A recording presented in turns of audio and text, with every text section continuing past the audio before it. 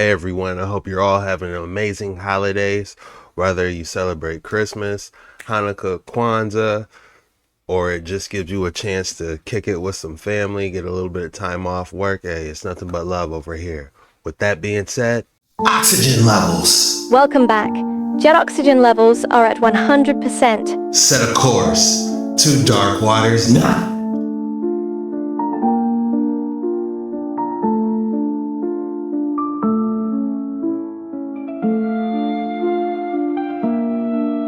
But it's some straight from out of hell shit. Literally, something from Stranger Things. I'm talking about a giant demonic statue in the middle of the desert. I'm talking about Soul Snatcher, something that look like it drain your energy. I revolt. Now, it's located in Joshua Tree National Park in California. Residents that live close don't know when or how I even got there. Look at this.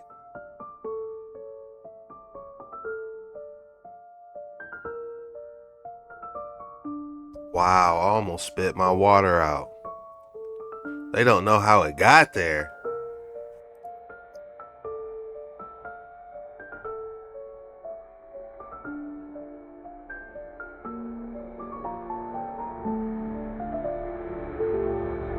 That's not no creepy shit, y'all. You see, it got like little heads, little bodies, little kids on it. I don't know. Now, if it was an artist that did this, it's very interesting. It's very detailed. But what made you want to just put it there? That's not weird. Nah, for real. What does motherfucker do? Like, come on. Put it in the middle of the desert? Y'all let me know. Is this weird or that gonna come alive? Stranger Things, no, I'm getting more third inner ring of hell vibes. You know, I stopped watching Stranger Things at like season 2. I couldn't even tell you what's going on, to be honest. But looking at this is like something you will see in hell, I would imagine. You know, it's like a tentacle coming out. It's like a beast. You got all the souls of the damned on the back yelling. Oh, hell nah.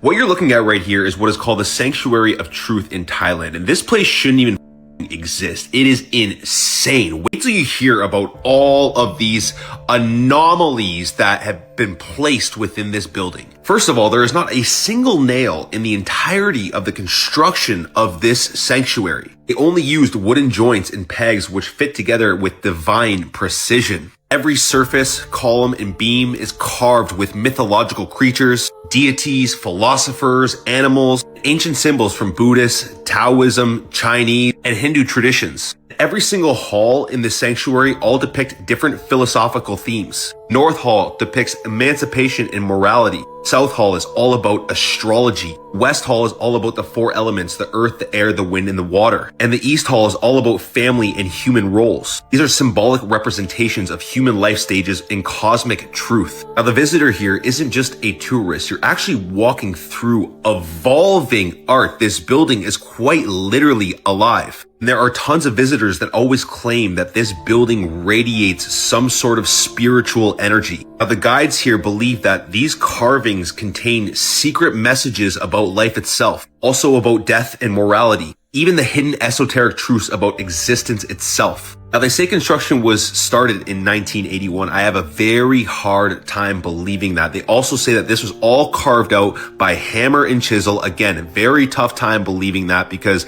look at the divine precision of this beautiful sanctuary, not a temple, sanctuary. There is no way it is possible that someone carved this with hammer and chisel. They had highly, highly advanced technology that they utilized, laser tech, whatever it is, but they knew what they were doing. The sheer scale, detail, and precision of these carvings would have took 1,000,000 years with a hammer and chisel. It's not possible at all. You can see this and just undeniably know that they had some advanced technology that we do not have to this day. This is why we do not build like this. What's also mind-blowing is this building will expand and contract with humidity, quite literally breathes like it's alive. This building is quite literally a map of divine consciousness, expressing all the secrets to humanity and our origins. This building is just much more evidence that our ancient ancestors were much more wise than we have been told. Peace and love. Sanctuary of Truth in Thailand.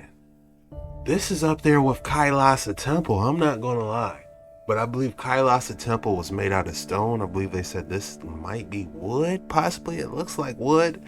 And I could see a little bit of imperfections, and once it got closer up on some, like you can kind of see the chisel marks a little bit on the hand. It's still impressive, but if you look at you could see it a little bit.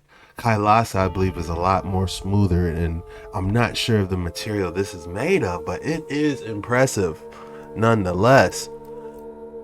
If we take a look here, I mean, that's an elephant, for crying out loud. The statues on top of the roof are the size of an elephant, and they got like 20 of them. This is a must-see. Where'd he say this was? Thailand? Sanctuary of Truth? Oh, man. Bucket list this. I need more information. Would you go here? Now, this is where it's going to get really interesting. If Enoch's account is true, there's going to be evidence of that, right? I can't just tell you, hey, there were giants in those days, they killed each other. Believe it. I mean, I could. But I decided to look into that, because when we see Greek mythology and all this stuff, it's always about the clash of the titans. I think that's about the Nephilim mentioned in Enoch. And I thought, I've never looked up, are there cut marks on the bones? But when you're putting our Father's word to the test, look up the things that are in His word. Look it up. You're going to find there's truth to it. Hold on. This might be a gem, y'all. Let's zoom in. There's cut marks on the bones. When I just typed it in, are there cut marks on dinosaur bones? Yes. Scientists are trying to figure out how cavemen with sticks and stones learning how to make fire killed a 24,000-pound creature. Dang, cut marks on the dinosaur bones. Could these be from weapons from giants battling? Oh, this is good. Killing a grizzly bear with a rifle would be hard. They're like 450 pounds. 24,000 pounds. Anybody know how much a tractor weighs? 24,000. That's hard for me to even fathom, a creature that big. This femur bone laid out is larger than a person, and they're going, there's cut marks on it. I wonder what happened. Yeah, they were fighting to the death. These cut marks are there for a reason. And in the article I read, it said marks found on bones larger than a woolly mammoth suggest it's been butchered. Yeah, you think? They were turning against each other. They were eating each other. Of course, these pre-flood bones are going to have cut marks. And they have some massive teeth marks. The one in the upper right-hand corner right here, they say those are teeth marks. My goodness. And these things, this is what's interesting. The largest one they ever found, you remember I said, I think they based the Clash of the Titans on that. They call it a Titanosaur, and they nicknamed it the Giant. This thing would have been about 100,000 pounds. Men of renown. Give you a little clue to how big one of these are. Somebody laying next to this one as well, another one.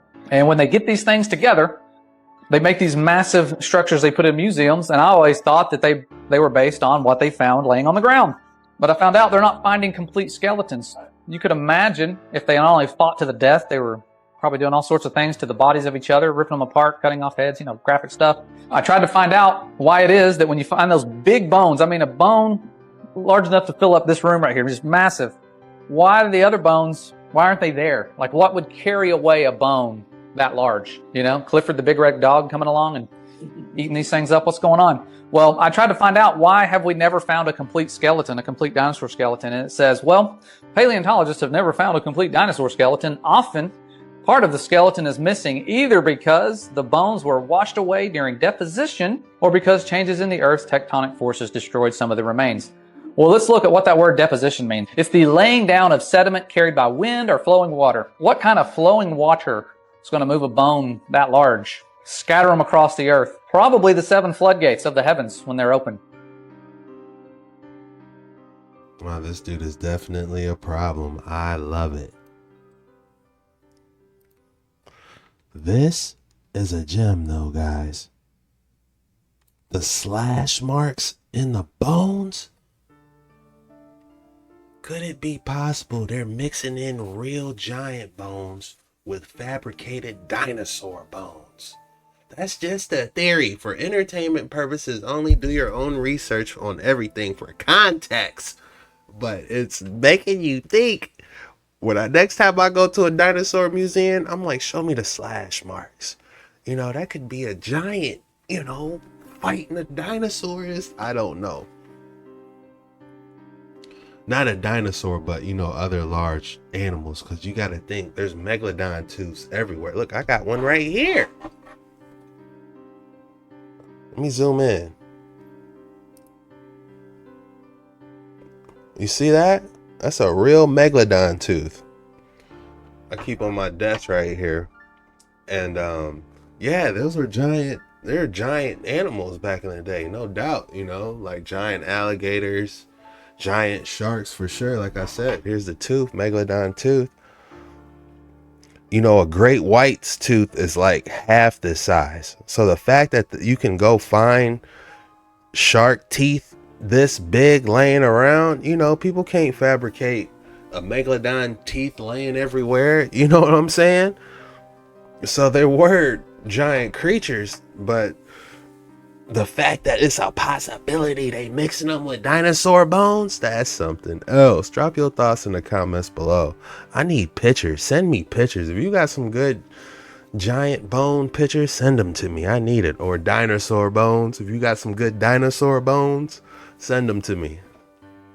We got to start talking in code, y'all. What if the Vatican's greatest secret is not a relic, but Lucifer's tomb? The Concordat of 1431 confirms it. They called it Sepulchrum Diaboli, translated as the Devil's Tomb. Church records state it was sealed to prevent direct engagement between humanity and a hostile non-human authority under defined conditions.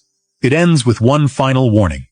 Redditus eius inevitabilis est. His return is inevitable.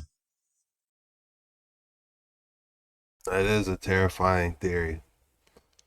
It makes it even more scary is that there's so limited access in the Vatican. We really don't know what's down there. Like, what if it's not just books? What if they really do have at least some type of artifacts that would really change people's thoughts in a lot of ways? What you're looking at is the sandal print or the Meister print. And we've shown this before, but now we're going to get a closer look at it. You tell me, is this a footprint in 500 to 600 million year old stone? Take a close look at it. Those are trilobites that you see there. Here's about how big it is. There's my hand. That's 9 inches. It's about 10.5 inches. Take a close look. Is that a footprint in stone? Shouldn't be there. Unless, of course, this was done during the worldwide flood some 4,500 years ago, and scientists are mistaken on their dating methods. Before we leave, though, let's take a couple of more close-up shots of the Meister print, and then let you decide what you think this is.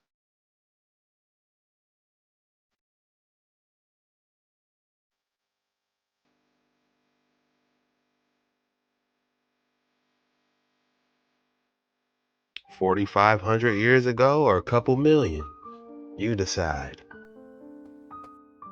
Alright guys, you already know what time it is. If you thought I didn't have another excellent specimen for you today, think again. This is a Paraiba tourmaline, which is arguably amongst the rarest varieties of tourmaline available on the market. Now, these are essentially copper-bearing varieties of boron-silicate minerals, so tourmalines essentially. The difference being copper-bearing, which is a large reason as to why it exhibits this wonderful neon blue. Neon blue? I would have said more like a blue raspberry. Blue raspberry, you know, the blue raspberry slushy, you know, you see at the gas stations. That's the color I'm getting here, with a slight hint of green. It is an extraordinary specimen, to say the least. Drop your thoughts and names below. Look, it's almost like it's on top of a Pop-Tart. And then you got these blueberry, raspberry, blueberry popsicles popping out. What would you guys name this? Paraiba tourmaline. Tourmaline might be one of my favorite specimens, guys. I love a good tourmaline. But they gonna probably want money for this specimen. This, they gonna want some change, y'all. A few racks at least. But let's get to the name. What would y'all name this? If I had to name this specimen, I'll call it Blue Raspberry Fingers.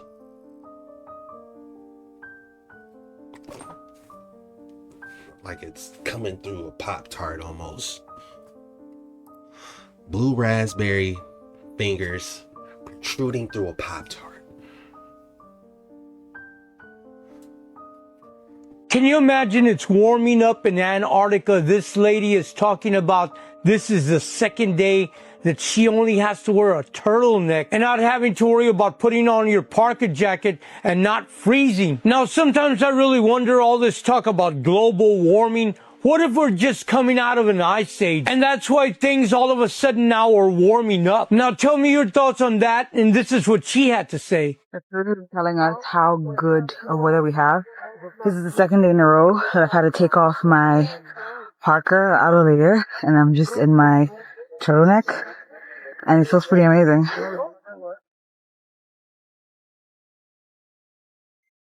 You good? Yeah. It's warm, ain't it? Never thought we'd be saying it's warm in Antarctica. Thank you, Martin. Can you imagine it? What an experience. You know, I don't know which part of Antarctica this is, but being able to go out there, you know, and breathe the fresh air. Look at the mountains on the back. We don't even know what that really is on the back there. But regardless, it is definitely an experience. And how about that? It's warm out there. I wonder if they keep going north, if they'll run into that tunnel we was talking about, that cyclone. This is a 2,800 horsepower Chevrolet Chevelle built by Blazing Rods in just 1 year, heavily utilizing computer design and 3D printing. Power comes from a mid-mounted twin turbocharged Brodix 540. This is a 2,800 horsepower Chevrolet Chevelle built by Blazing Rods in just 1 year, heavily utilizing computer design and 3D printing. What in the world? It's like a new school technology mixed with the old school. Power comes from a mid-mounted twin turbocharged Brodix 540 cubic inch or 8.8 liter big block V8, producing 2,800 horsepower paired with a paddle shifted 6-speed sequential transmission and 9-inch rear end. The car features a bespoke steel wide body integrating motorsports aerodynamic principles over a custom avant-garde interior, with everything riding on an Art Morrison chassis with coilovers, 6-piston disc brakes, center lock wheels, and more. I wonder what it sounds like. Probably wake up the whole block. Spectacular eruption at Hawaii's very active Kilauea volcano. You are looking at a rare triple fountain, that bright orange lava shooting in 3 directions. Those powerful bursts of lava reaching heights of more than 1,000 feet. And watch this as the eruption took out a live camera that, well, used to monitor the volcano. Spectacular eruption at Hawaii. They said, not today. You're not going to see this action. All right, guys, we got some Bigfoot footage ripping across ridge lanes and steep mountain faces. Let's see it. It's just a small section of the full video. The following footage posted to the Facts by How to Hunt YouTube channel, titled Unreal Speed of Upright Being, ripping across cliff faces in broad daylight, reminds me of the creature caught on video a couple of years ago, ripping across the steep icy snow-covered mountainside in the Wasatch Mountains. If they can do this in ice and snow, then a Bigfoot should have no problem during ideal conditions such as this. He's straight in there, right where I'm at right now, going across that cliff over there. Right.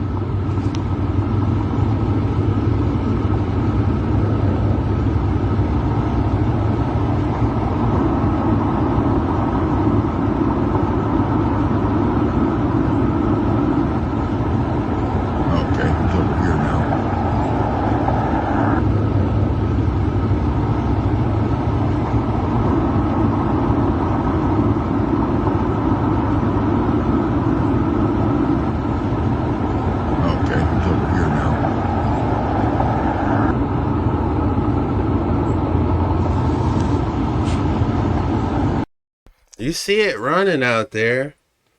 You see something in all black.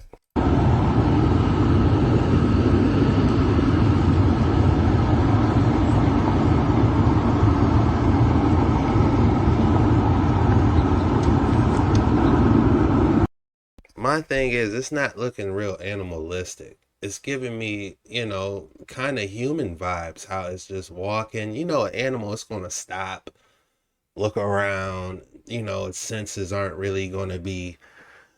Its senses are firing. I mean, so he's going to hear like the leaves rustle. That was just like a man on a mission.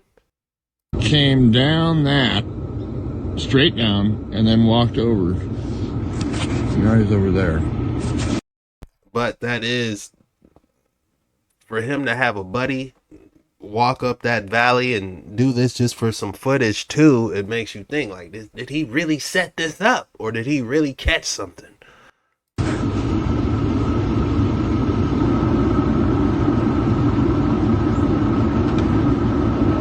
About ready to disappear over the side. It could be like, Phil, go over here and walk over and yonder, we got to get this Bigfoot, or he might have really caught something. Been going the rounds on several media platforms since September. Even though there seems to be a few frames of the video that may be missing, and there is some blur where the creature is making contact with the snow, it may be motion blur.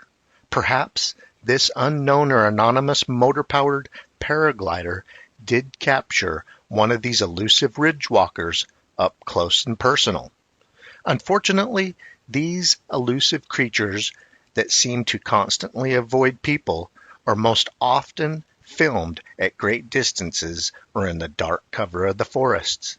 Please comment and let us know what you think about the 3 video clips of Sasquatch traversing ridgelines and steep mountain faces. For this footage, there's really no impact where I don't know if this is all powder snow up here, but I'm not seeing no footprints.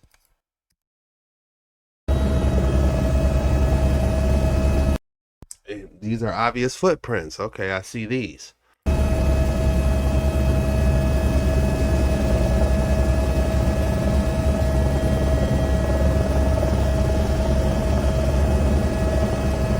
Rocky Mountain Sasquatch. Several folks asked if anyone had searched for tracks and other. He's out there in jeans. He is buck. If you don't get some snow resistant pants, those are gonna get wet. He gonna be cold. His leg gonna be cold. He might have had to travel far to get this footage. I hope he got an extra pair. Others stated we should send a drone up to where a. Look, you could see how wet it is. He's been hiking for a minute. His jeans are soiled.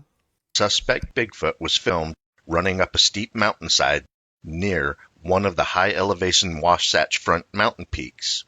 A helicopter pilot flew over the Wasatch Front mountain range looking for evidence right after watching the video. Not saying that was a Bigfoot running in an uphill direction on a very steep mountainside in deep snowpack that is windswept and iced over most of the day, nor am I saying that these giant footprints in this large trackway is Bigfoot. However, this trackway is consistent with most credible Bigfoot trackways when the creature is running or moving at a brisk pace. These brisk pace trackways usually have long strides and the footprints are directly in front of each other as if the creature is walking a tightrope. Perhaps one or both of these pieces of video evidence is just a coincidence, or one or both is actual evidence of this rare, elusive giant. Keep on watching.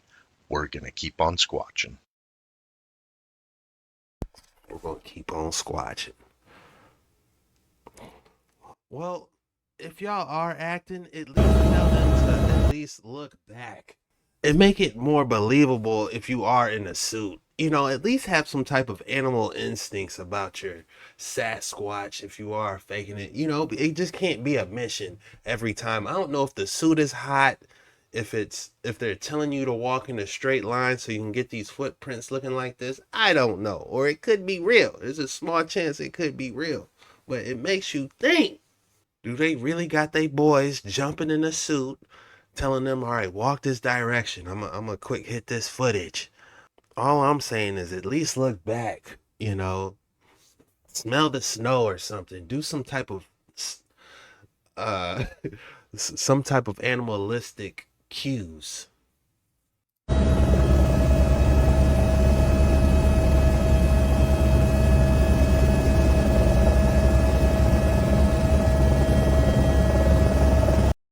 every single Sasquatch footage we've seen, well, most of them, I've seen some pretty compelling ones, but most of them look like he's on a mission, just walking,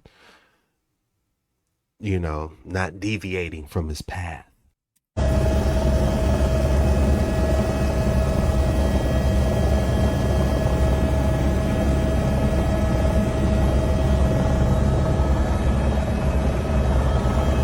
Jung identified archetypal patterns that repeat throughout human history.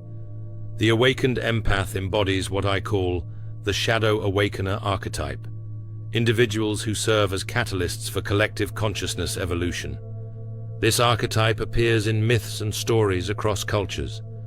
The oracle who speaks uncomfortable truths, the prophet who reveals what people don't want to see, the artist who expresses collective pain, the healer who makes visible what has been hidden. Interesting. Keep in mind that real life, people be straight demons, and you have to be careful and cautious who you're talking to, who you're conversating with, because I'm telling you, look, you have to start viewing people as not people anymore, but the spirit behind that person, the demon that is in that person. Be careful who you entertain and who you let speak into your spirit at the end of the day, because we know that the Bible, it refers to and it talks about bad manners corrupt good communication. Bad manners corrupt good communication. Then you also have to watch out for the people that are just trying to conversate, connect, and access you to rob you of your energy, to rob you of your essence, to just rob you through conversation. Energy ciphering is real. And, I'm at a place in my life where I'm just so comfortable with just cutting you off if I feel like you've tried to cipher my energy or you've tried to corrupt bad manners in me. So, for instance, what am I saying? So, imagine talking to someone and you're just dropping straight gems. Everything you give them is gems. They level up. They level up from the wisdom that you speak into their spirit.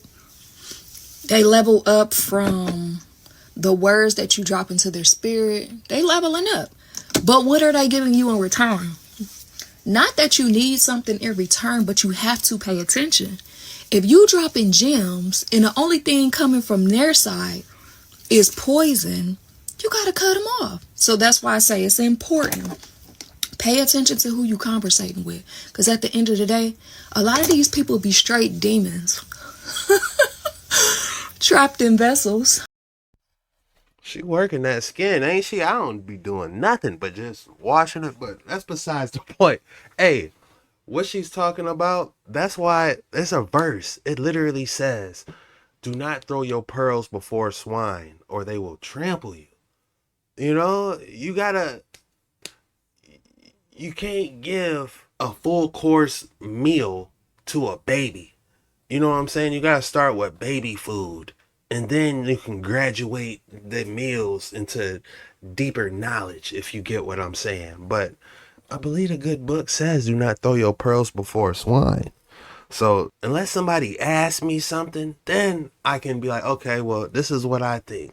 But I get where she's coming from, and people can, imagine pouring your heart out trying to tell somebody like, look, this is this. And this is really this. And they're like, okay, I hear you. You know what I'm saying? That's an example of throwing your pearls before swine and they trampling you. It's not a good feeling. That's the first thing that came to mind when she's telling me this and she's leveling somebody up. And they're attracted to the light. And that's what I've learned. If the Most High has his hands on you, these demons are attracted to your light and your energy. Be careful who you entertain and who you let speak into your spirit. And protect your energy because they want it. Shalom. Keep in mind that... And me personally, I try not to look at everybody like they an actual demon. Like people be real life demons. Again, like she said, I believe, demons, some demons can get in and operate under a person, but I don't like to believe right off the bat that's a demon, because it could be an angel too. You know what I'm saying? They say what angels can be in human form, I believe. please educate me if I'm wrong, but it could be, an angel sitting there asking for some change. You never know, so I try to give everybody the benefit of the doubt. That's just me. And until they do something crazy, then it's like, oh, okay, they did something crazy. That's why you always want to have good discernment and keep your guard up. I believe it's, they say you want to walk around and circumspect, I believe is the name. That's how you want to walk around when you're carrying the truth. Circumspect. Definition.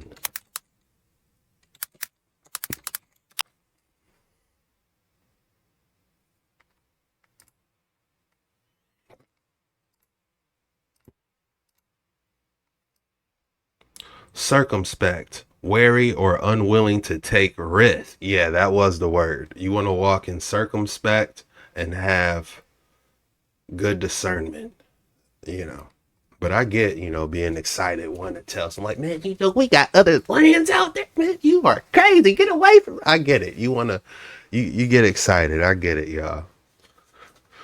But you do get let down, because sometimes people just don't get it.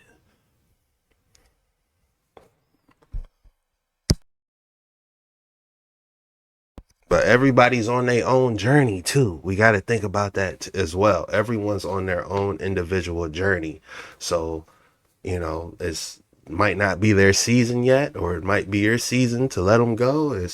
Everyone's on their own journey is what I'm saying. And we are in seasons as well as something to think about.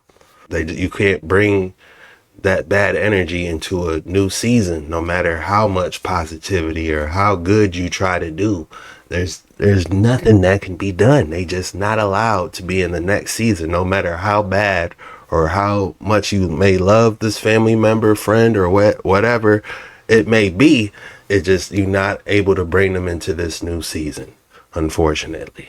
And it's for the best. It's for the better. When you look back on it, you're like, I feel kind of good. I feel kind of, a lot of weight has been taken off me. Dust your feet off and keep it pushing. All right, guys, that's all we got for today's video. If you enjoyed this video, be sure to hit that like and subscribe button. If you're new around here, we'd love to have you. If you love diving into these type of things, I try to do it every day, diving into these mysterious TikToks that emerge every day, and the veil from reality and fiction grows thinner. So it's our job on these waters to decipher it, to the best of our abilities, at least. But yeah, it's we got a great community. I love you guys. Everyone's so knowledgeable. The comments, I learned so much. I want to thank you guys. The code word for today is holiday dive. Go ahead and drop holiday dive in the comments below. That lets me know you're a real one. You made it all the way through the video and you really rock with your boy. Even if you're watching this on your TV, I know a lot of people, majority of these people watch these videos on your TV. You can hit the up on the remote, scroll over and hit the like that way, or you can pull out your phone, type in Dark Waters 9, find the latest videos. You can like and comment and participate that way, because it might not be as easy to do on your TV as on your phone. And that's just, another way you can participate. You might have something great to tell your boy. You know what I'm saying? I love to hear it. We all ears. Check me out on all my social links, Facebook, Instagram. If you guys got something to send me, I try to get in Discord when I can. And yeah, this was the most mysterious TikToks on the internet today. Be on the lookout for a live. I may be going live over in Jet Ski Chuck later, so we don't want to miss out on that dive. It's going to be a lot of fun. This was the most mysterious TikToks on the internet today. See you later.